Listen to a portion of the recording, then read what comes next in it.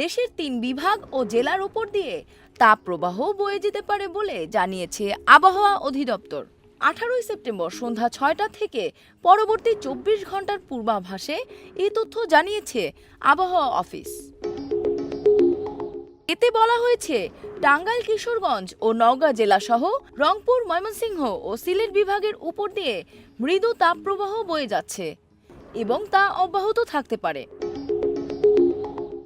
দেশের দক্ষিণাঞ্চলে দিনের তাপমাত্রা সামান্য হ্রাস পেতে পারে এবং উত্তরাঞ্চলে তা প্রায় অপরিবর্তিত থাকতে পারে। সারা দেশে রাতের তাপমাত্রা সামান্য বৃদ্ধি পেতে পারে। বরিশাল, চট্টগ্রাম ও সিলেট বিভাগের অনেক জায়গায়, ময়মনসিংহ, ঢাকা ও খুলনা বিভাগের কিছু কিছু জায়গায় এবং রাজশাহী ও রংপুর বিভাগের ২-১ জায়গায় অস্থায়ীভাবে দমকা হাওয়া সহ হালকা থেকে মাঝারি ধরনের বৃষ্টি অথবা বজ্রসহ বৃষ্টি হতে পারে।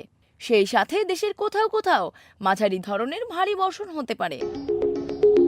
ডেস্ক রিপোর্ট, দেশ রূপান্তর।